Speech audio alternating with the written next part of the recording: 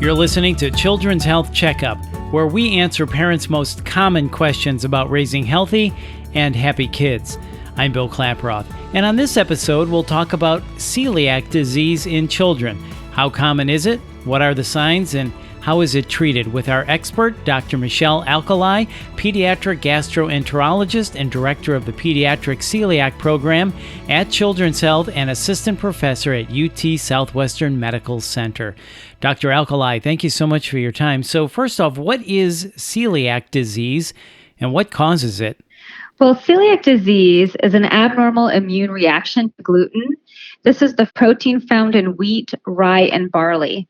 When we eat this, it causes damage to the small intestine in those people who are genetically susceptible. Okay, so genetically susceptible, those kids are at higher risk. So how common is celiac disease in kids? It's actually quite common. It occurs in approximately 1 in 100 children. So it is fairly common. And then what are the signs of celiac disease parents should watch for? Parents should watch for chronic abdominal pain, changes in their bowel habits, and slow growth. So when those symptoms become chronic, that's when you should reach out to your doctor. How long of a time frame is that generally? Yes, so chronic meaning at least 3 weeks or so. Usually they get screened by the pediatrician and then referred to the gastroenterologist. Okay, so let's talk about screening. Who and when should a child be screened for celiac disease, and what does a screening consist of? So children who have an increased risk of celiac disease should be screened. These are kids who have family members with celiac disease, children who have type 1 diabetes, autoimmune thyroid disease, IgA deficiency, Downs, Turner's, and Williams syndrome. Also, kids should be screened for celiac who have digestive symptoms, such as the ones we talked about, stomach pain, changes in their bowel habits. And also think about those kids with non-digestive tract symptoms like short stature, delayed puberty, or even if they have iron or B12 deficiency. And the screening test is actually quite simple. It's just a simple blood test, and they look for specific celiac antibodies. And when does celiac disease generally occur? Early on in a child's life or later after the child has grown for several years?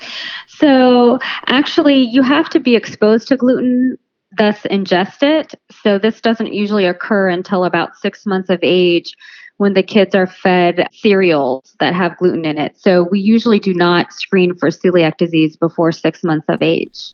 So very early on, as early as 6 months? Yes. So can kids grow out of this, or is this something they have to manage their entire life? So unfortunately, it is a chronic disease, meaning that you never grow out of it. So the minute that you reintroduce gluten into that diet, this will re-damage the small intestine.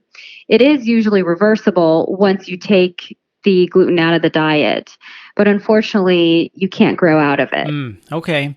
So if celiac disease is diagnosed, how is it generally treated? So we treat this by a lifelong gluten-free diet.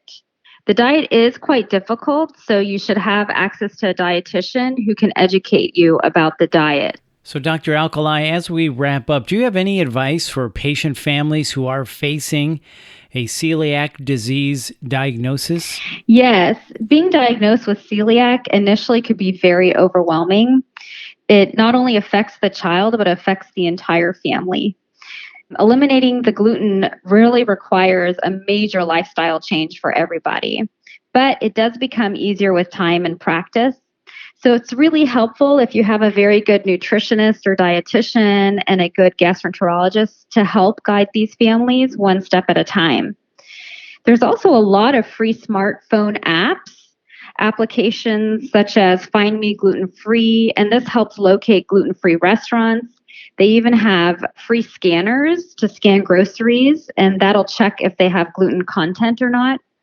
It's also really great for the families to get involved in local support groups. We have one here at Children's at UT Southwestern, and then they also have national groups as well, like the Celiac Disease Foundation and Gluten Intolerance Group. There's also a lot of good sources of information out there, such as Beyond Celiac or Celiac gluten.net, GI Kids, Celiac.com, and Beyond the Basics. Well, it's great to know there are many resources available for families dealing with celiac disease. Dr. Alkali, thank you so much for your time. This has really been informative. Thank you. That's Dr. Michelle Alkali, and for more information, please visit childrens.com/celiac. That's childrens.com/celiac. And if you found this podcast helpful, please rate, review, or share the episode. And please follow Children's Health on your social channels. This is Children's Health Checkup, a podcast from Children's Health. Thanks for listening.